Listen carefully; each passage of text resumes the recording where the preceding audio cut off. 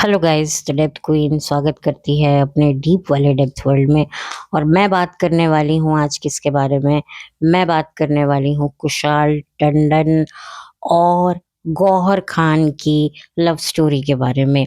इस love story को मैंने कई बार डिस्कस किया है, ख़ास तौर पे जब मैंने बिग बॉस सीज़न 7 का ज़िक्र किया था, तब मैंने वहाँ पर कुशाल और गौहर के रिलेशनशिप के बारे में बात करी थी। लेकिन 13 साल के बाद वापस से मैं इन दोनों के रिश्ते को क्यों डिस्कस कर रही हूँ, क्योंकि उसका सबसे बड़ा रीज़न है अलायंस।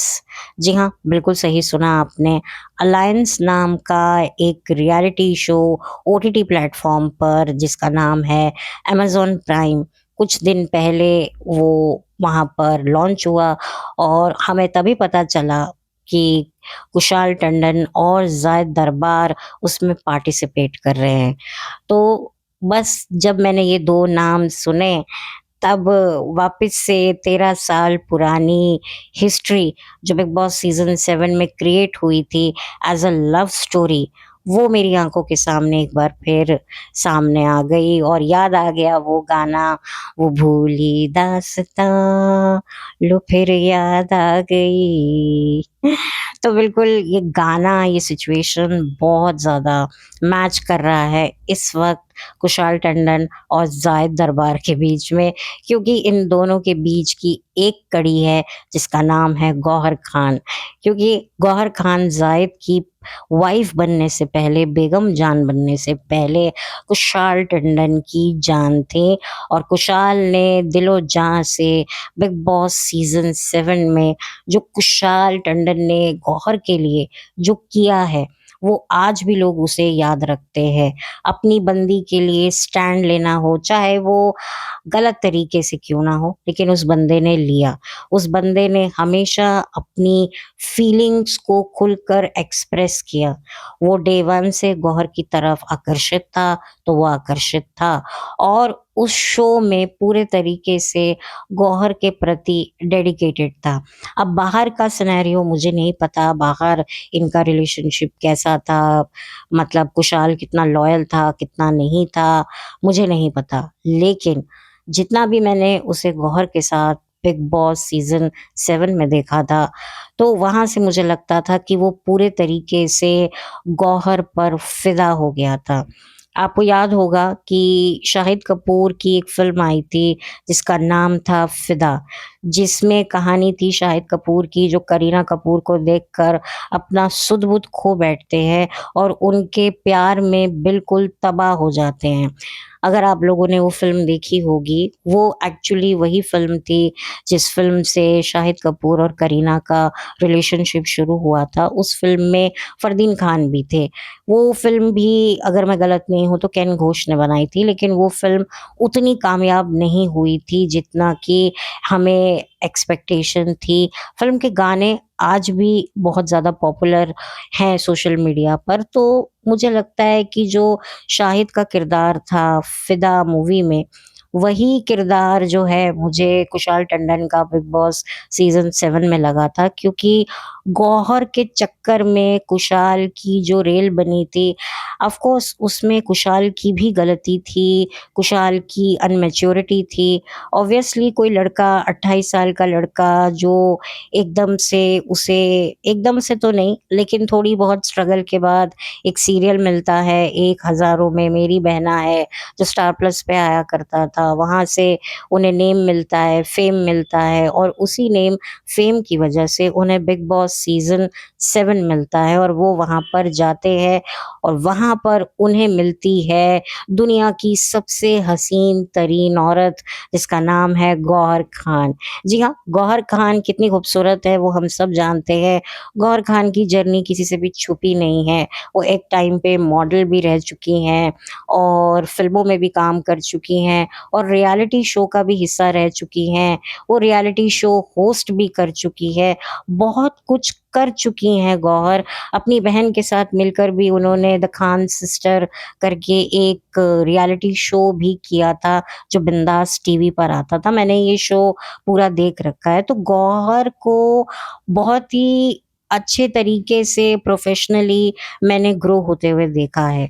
और बिग बॉस में गौहर का जाना एक बहुत बड़ी बात थी और कहीं न कहीं हमें पता था कि गौहर काफ़ी लंबा जा सकती है। मैं आपको ये भी बता दूँ कि गौहर इससे पहले झलक दिखलाजा के एक सीज़न में भी नज़र आ चुकी हैं और वहीं से उनका डांस के प्रति जो पैशन था, वो भी लोगों ने देखा, बहुत एप्रिशिएट किया। बट अनफॉर्च्यूनेटली जो गौहर थी, वो ये शो जीत नहीं पाई थी। लेकिन गौहर की जो एक कहते हैं ना एक भूख थी कि मुझे एक रियलिटी शो जीतना है, मुझे करना है, अगर मैंने कोई काम हाथ में लिया है तो मुझे उसे सक्सेसफुली पूरा करना है। ये जो ऐसी सोच के जो लोग होते हैं, मैं इनको बहुत एप्रिशिएट करती हूँ।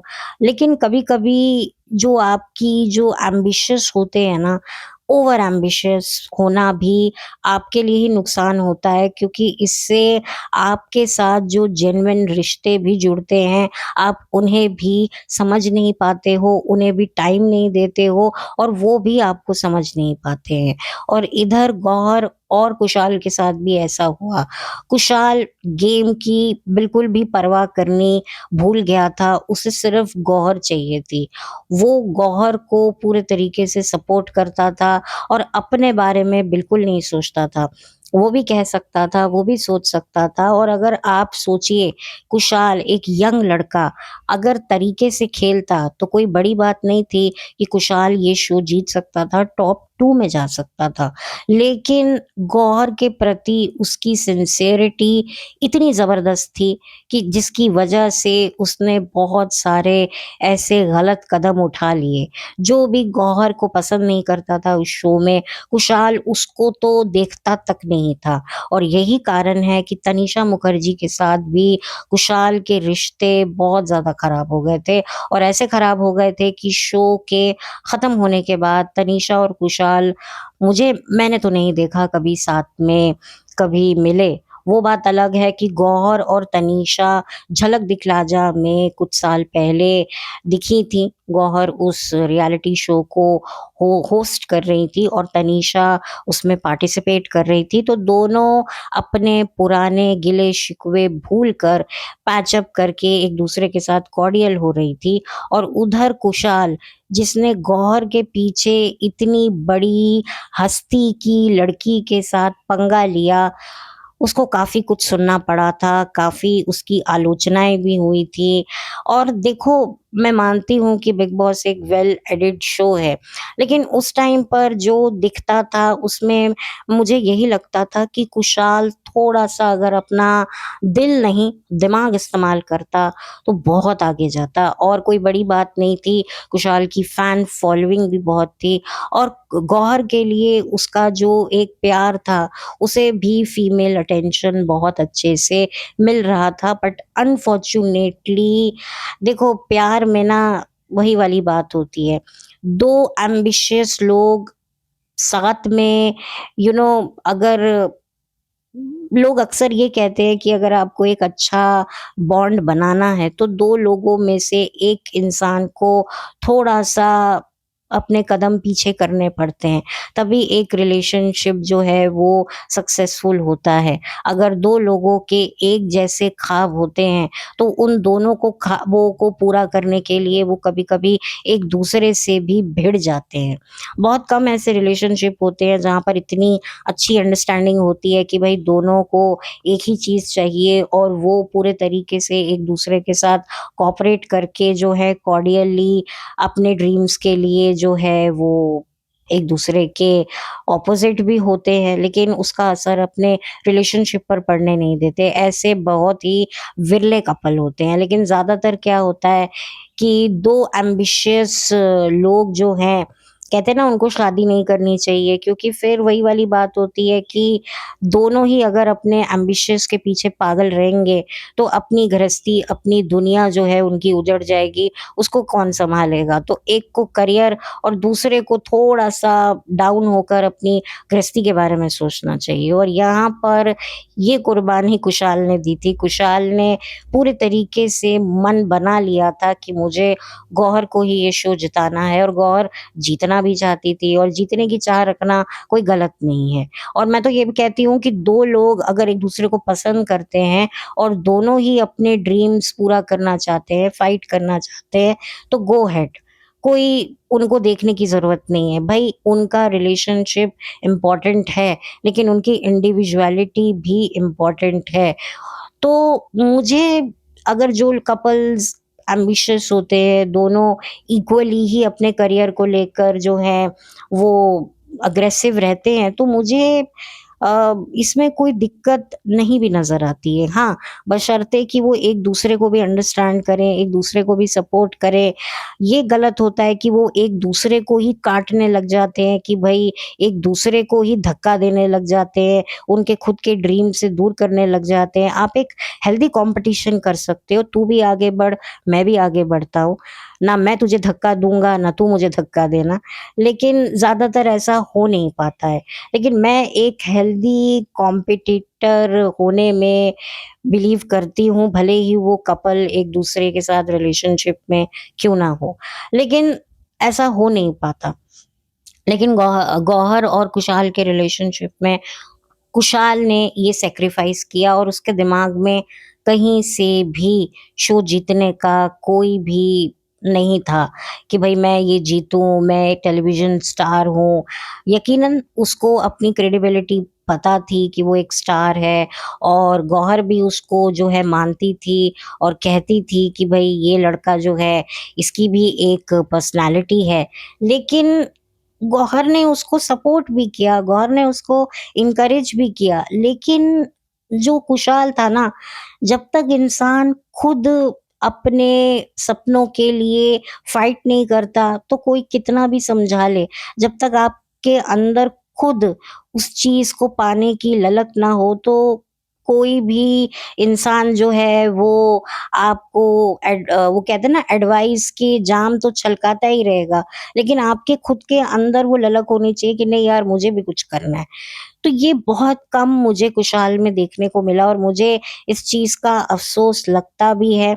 और जो थीं काम्या पंजाबी उन्होंने भी इस बात को कहा था कि अगर कुशाल बहुत ही अच्छे से इस गेम को खेलता तो बहुत आगे जाता और कहीं न कहीं उन्होंने गौहर को इस चीज़ का निमित्त भी समझा। और इस चीज़ का ज़िक्र मैं पहले भी किसी अपने पॉडकास्ट में शायद कर चुकी हूँ, तो अब मैं इसको आगे आगे नहीं बढ़ाऊँगी। तो ख़ैर ये रिलेशनशिप आगे बढ़ा, गौहर जीतीं और फिर दोनों जो है खतरों के खिलाड़ी में भी गए साथ में एज़ अ कपल पार्टिसिपेट किया और देखते ही देखते दोनों ही इविक्ट हो गए। कुशाल के कंधे में चोट लग गई और उधर गौहर भी आउट हो गई और उसके बाद दोनों थोड़ा बहुत साथ में दिखे और फिर एक खबर आई कि भई दोनों अलग हो गए और काफ़ी टाइम तक दोनों का जो ब्रेकअप था वो बहुत ज़्यादा एक-दूसरे के लिए बहुत ही स्ट्रॉन्ग था। दोनों एक-दूसरे को पूरे तरीके से अवॉइड कर रहे थे।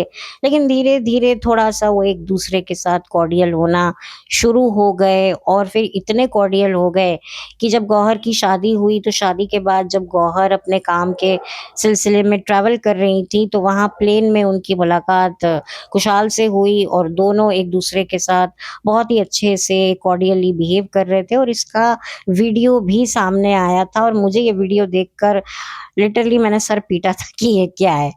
मतलब अब जिसको आप प्रपोज़ करते हो नेशनल टीवी पे I want to grow old with you, वही बंदी किसी और के साथ शादी कर रही है और आप उसके साथ बैठे हो और उसको एक नई नवेली दुल्हन के रूप में देख रहे हो, जो कि किसी और की दुल्हन बन चुकी है।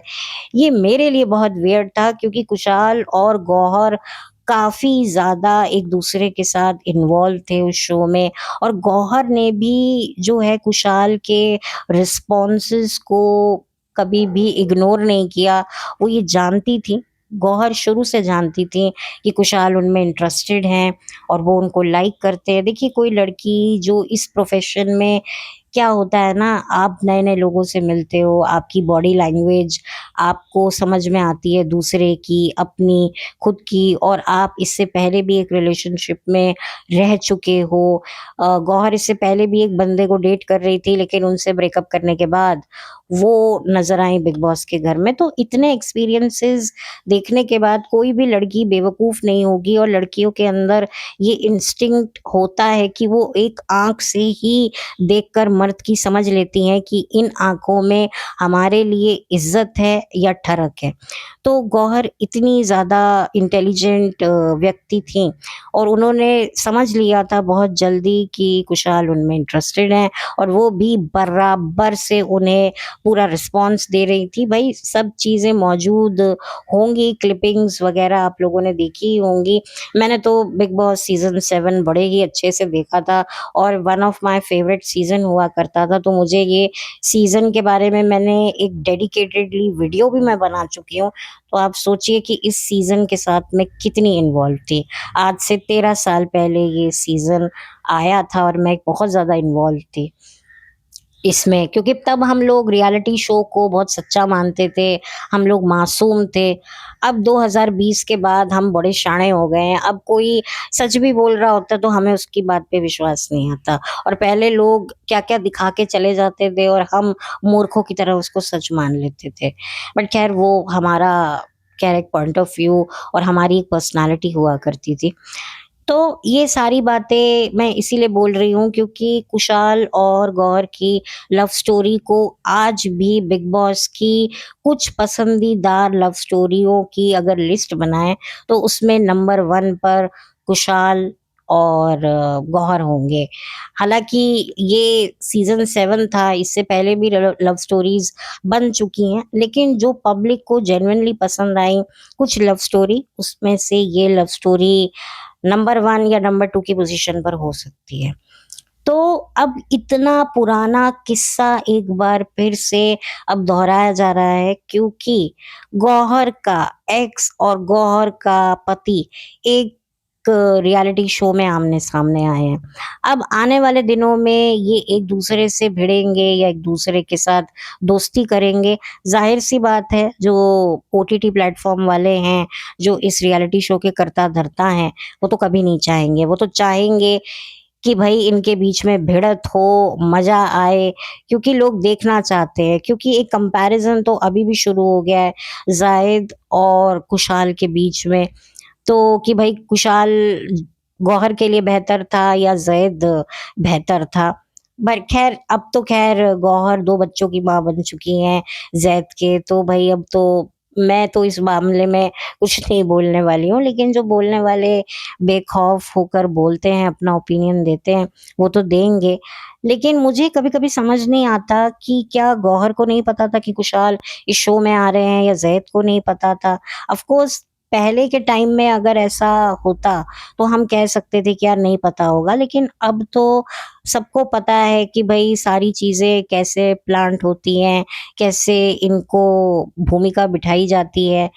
तो बाहर से बहुत सारी सेटिंग्स होती हैं, तो हो सकता है इनको पता हो, और गौहर ने इस बात के लिए वो एग्री भी कर गई कि भई मेरा नाम वापस से उछलेगा।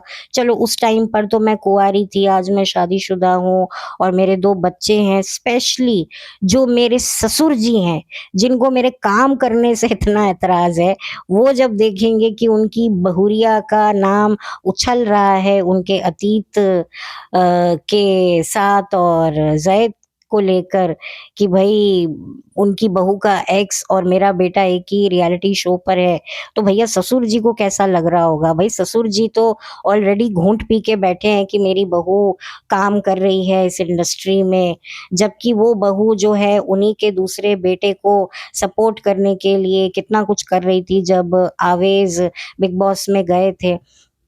और यहाँ पर जो ससुर जी हैं, वही ये बात बोली कि भई मुझे तो पसंद नहीं है गौहर का काम करना। मैंने इस पर भी एक पॉडकास्ट मैं बना चुकी हूँ। तो ख़ैर ठीक है, वो अपनी जगह शायद सही भी हो सकते हैं, लेकिन गौहर मतलब मैं ये समझती हूँ कि ये एक बहुत बड़ा ना औरतों के लिए एक बड़ी प्रॉब्लम होती है, एक सक्सेसफुल औरतों के लिए, कि जब उनके जो शौहर होते हैं, जो उनसे कम सक्सेसफुल होते हैं, तो उन औरतों को कहीं न कहीं इस बात का गिल्ट होता है कि यार मैं इतनी सक्सेसफुल हूँ, तो मेरा बंदा मुझसे आगे या मेरी बराबर तो होना चाहिए। इसीलिए उसके करियर को अपग्रेड करने के लिए कुछ जेन्युइन औरतें ऐसा करती हैं। ज़ाहिर-सी बात है वो चाहेगी कि भई मेरा बंदा जाए, क्योंकि ज़ैद को अभी भी लोग इतना नहीं जानते हैं। मैं अपनी बात करूँ तो मैं गौहर की वजह से ही ज़ैद को जान पाई थी। जब गौहर ने ज़ैद के साथ अपनी तस्वीरें शेयर करनी शुरू करी, तभी हलचल मच गई कि ये लड़का कौन है। फिर पता चला कि ये तो इस्माइल दरबार जी, द इस्माइल दरबार, the national award music director, जिन्होंने हम दिल दे चुके सनम के इतने कितने अच्छे गाने बनाए थे, वो उनका बेटा है। हालाँकि नो डाउट वो भी एक अच्छा डांसर है, टैलेंट उसमें भी होगा, लेकिन आपको जो एक अटेंशन मिलने लग जाती है, वो गौहर के निमित्त से मिली। और अभी भी देखा जाए तो गौहर एक ब्रांड है।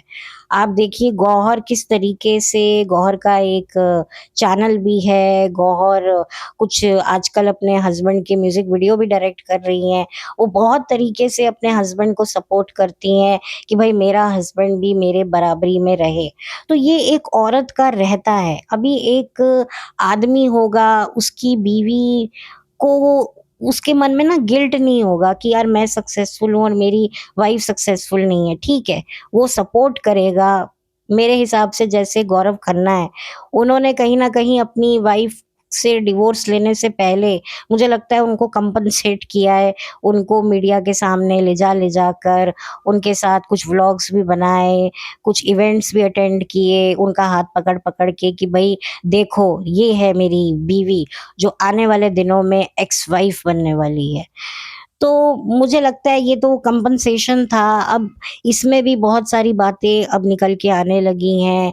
जो आकांक्षा के जो फादर हैं, उनके भी कुछ स्टेटमेंट्स पता नहीं सच्चे हैं या फैब्रिकेटेड हैं, मुझे नहीं पता। वो भी गौरव से जो है थोड़ी शिकायतें अपनी दबी-छुपी आवाज़ में कहने लगे हैं। तो ये अब चीज़ यहाँ भी देखने को मिली है और पब्लिक काफ़ी कन्फ्यूज़ हो गई है। तो ख़ैर अब तो आगे-आगे देखिए क्या होता है। ये डिग्निटी मेंटेन रहेगी या फिर और भी ज़्यादा रायता फैलेगा जब आकांक्षा लॉकअप सीज़न 2 से बाहर आएगी।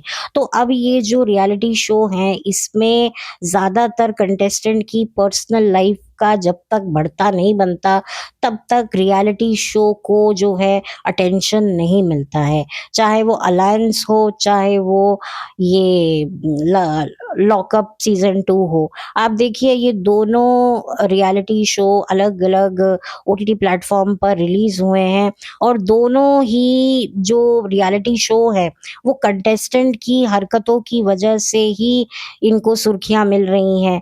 चाहे वो आकांक्षा का अपनी मैरिज को लेकर एक्सपोज़ हो, चाहे यहाँ पर कुशाल और ज़ाहिद का एनकाउंटर हो, आपस में आमना-सामना हो। और बहुत सारी कुशाल की भी हैबिट्स दिख रही हैं, जैसे कि पहले बिग बॉस में थोड़े से एरोगेंट कुशाल हुआ करते थे, बुड्ढे, वो अरमान कोहली को बुड्ढे-बुड्ढे बोल रहे हैं, अब जो है उनको बुड्ढा-बुड्ढा बोली जा रहे हैं, क्योंकि अरमान कोहली भी उस टाइम पर 40s में थे और कुशाल भी 40s में आ चुके हैं। तो वही वाली बात है, वक़्त का पहिया कैसे घूमता है। तब भी सलमान खान ने समझाया था कुशाल को कि भई तुम भी एक दिन 40 साल के होगे और आज कुशाल वाक़ई 40 साल के हैं और वहाँ अपने से छोटी उम्र के लड़कों के साथ वो भिड़ रहे हैं। जैसे एक वक़्त पे अरमान कोहली उनके साथ भिड़ा करते थे। क्या-क्या लड़ाइयाँ होती थी बॉस। ठीक है, गलतियाँ सबसे होती हैं, इंसान वही है जो अपनी गलतियों का रिपेंट करके आगे बढ़े और मैच्योरिटी दिखाए और डेफ़िनेटली कुशाल मैच्योरिटी दिखाएँगे। लेकिन किसी के साथ भी दिखाएँ, वो इतनी ज़्यादा इफ़ेक्टिव नहीं होगी।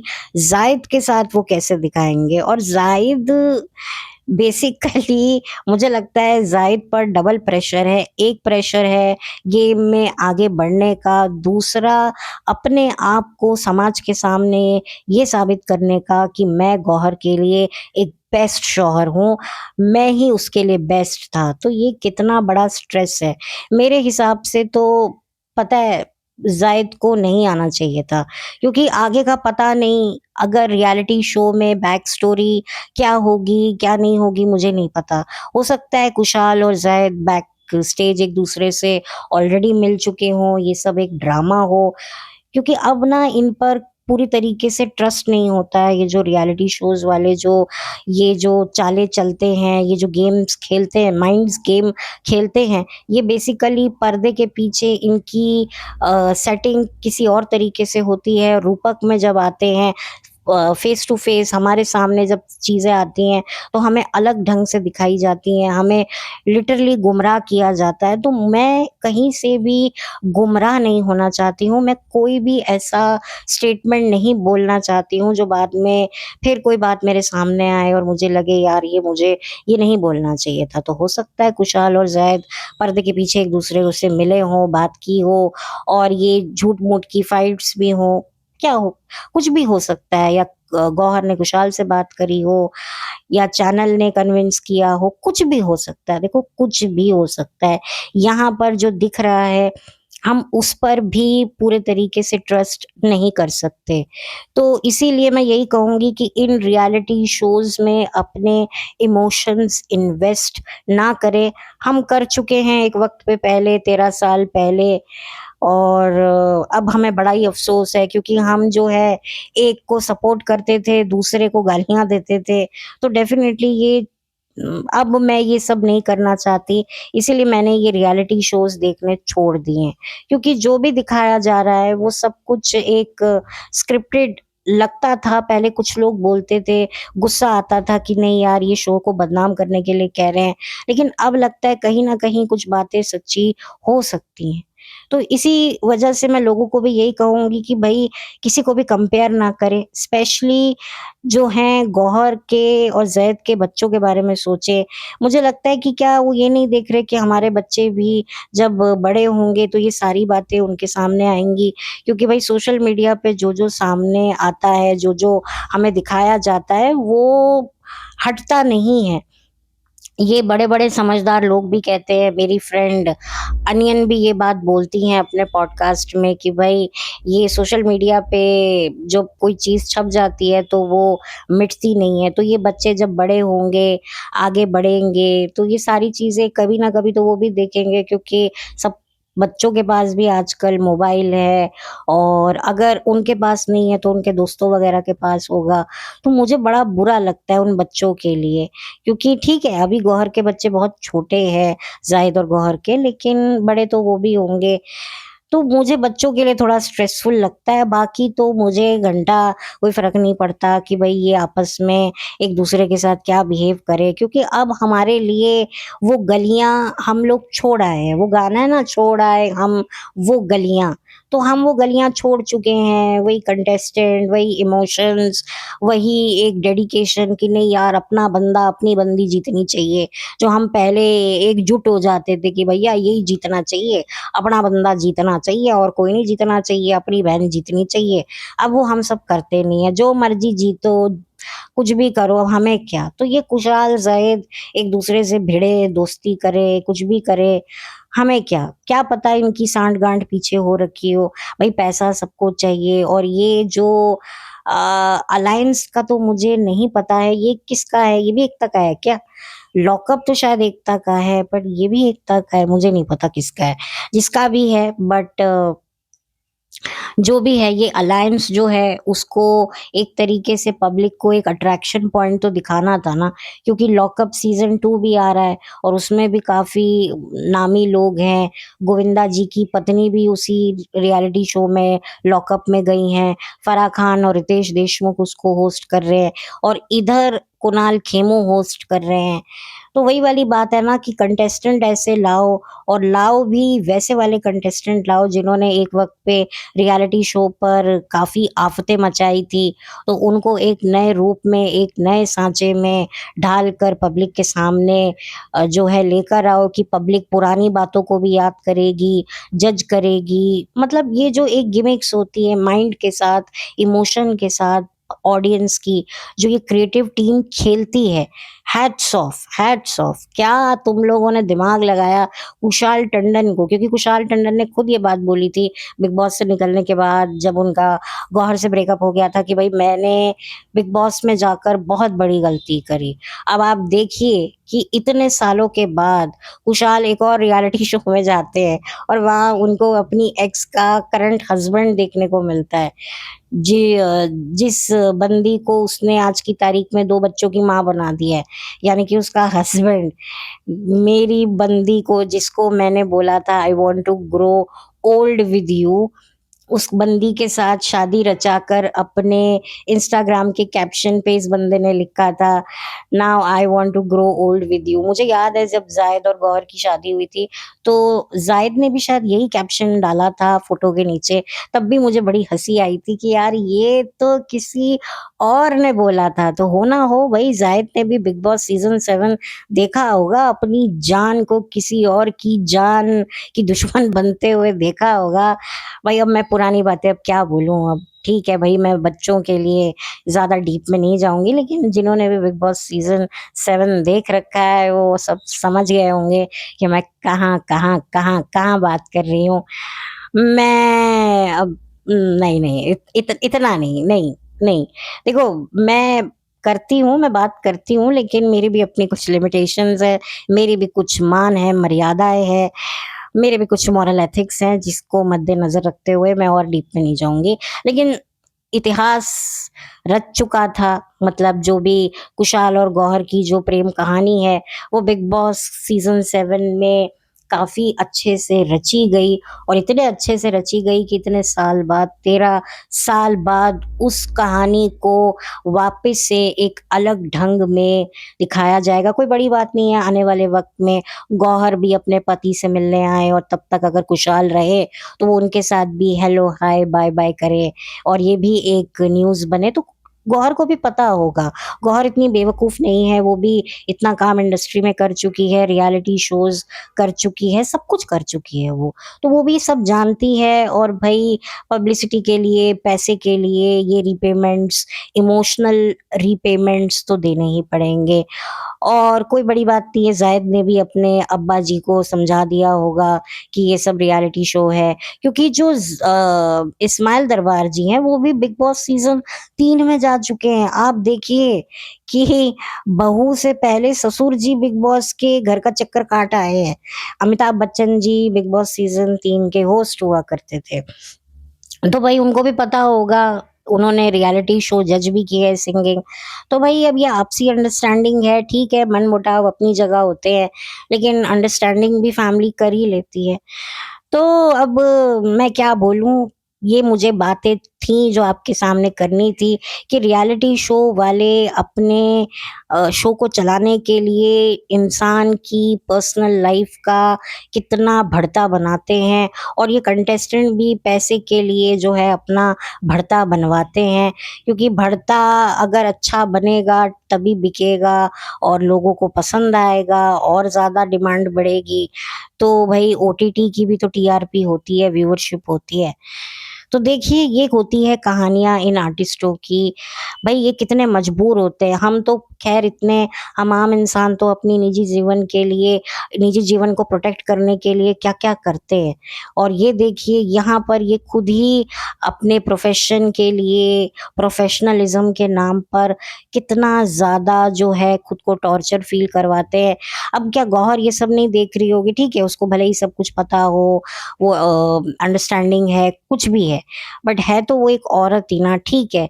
उसका कुशाल के लिए क्या इमोशन था उस टाइम पर शो पर, तो मैं ये भी बता दूँ कि कहीं न कहीं गौहर को ये पता था कि ये रिलेशनशिप ज़्यादा लंबा आगे जाएगा नहीं, बट उसने चांस लिया कि भई एक रियलिटी शो पर कोई बंदा मुझे मिल रहा है, एक एंटरटेनमेंट फ़ील्ड पे, जहाँ पर मैं लोगों को एंटरटेन करने आई हूँ, अपनी पर्सनैलिटी, अपने टास्क द्वारा। तो यहाँ पर कोई बंदा मुझे मिला है जो मुझे इमोशनली, फिज़िकली एंटरटेन कर रहा है, तो मैं उस चीज़ का आनंद क्यों ना उठाऊँ? देखते हैं आगे चल के क्या होता है। और फिर जब गौहर ने कुछ बातें की, कुशाल ने उनको एक्सेप्ट नहीं करी, जो कि कुशाल अपनी जगह बिल्कुल सही था। मैं उन बातों को यहाँ नहीं बोलना चाहती हूँ।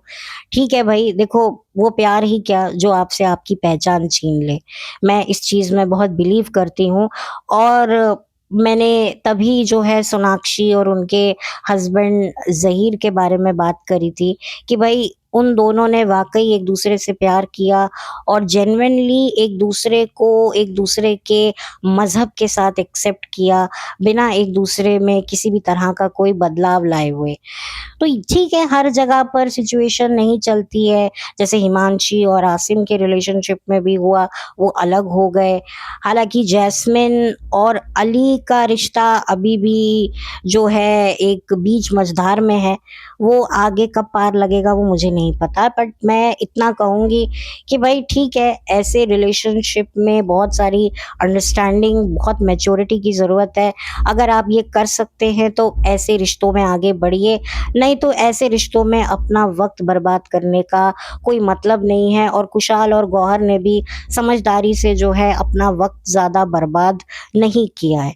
ठीक है, अब जो भी रहा, जो भी सिचुएशन रही बाद में, डेफ़िनेटली मैं तो कभी नहीं चाहती थी कि कुशाल और गौहर ब्रेकअप के बाद एक-दूसरे के साथ कभी आए, नज़र आएँ या जब वो प्लेन में भी मिले थे तो भी मैंने उनके उस गेस्चर को एप्रिशिएट नहीं किया था क्योंकि भाई मेरे लिए ब्रेकअप, डिवोर्स मतलब ना तुम हमें कभी देखना ना हम तुम्हें कभी देखेंगे, वो वाली बात थी। कहीं मिल गए तो मेरे जैसे लोग तो हाय हेलो भी ना करें, आँख चुरा के भग लें। बट ठीक है, करनी पड़ी तो हेलो हाय कर ली, अदरवाइज़ नहीं करी। बट अब डेफ़िनेटली डिफ़िकल्ट तो है, अगर मैं उसी सिनेरियो को देखकर अगर मैं जज करूँ, अगर वाक़ई मान लो कि ये बिल्कुल जेन्युइन एक सिचुएशन है, दोनों को पता ही नहीं था, तो वाक़ई ये प्रेशर तो दोनों के लिए है। कुशाल के लिए अलग लेवल का है, गौहर के लिए बाहर बैठे हुए अलग है और ज़ाहिद के लिए अलग है। तो देखते हैं ये कहानी क्या दिलचस्प मोड़ लेती है और आगे इस रियलिटी शो का क्या होता है, ज़ाहिद कितना आगे जाते हैं और कुशाल कितना आगे जाते हैं और कोई बड़ी बात नहीं है, गौहर इसमें वाइल्ड कार्ड एंट्री भी ले सकती हैं या नहीं ले सकती हैं, वो तो आने वाला वक़्त बताएगा। बट ये इंटरेस्टिंग है और भई जिसने ये दिमाग लगाया, उसको सलाम है कि भई कुशाल और ज़ाहिद को एक रियलिटी शो पे लेके आओ। भाई जिसने भी ये आइडिया सुझाया है भाई सलाम है उसके दिमाग को।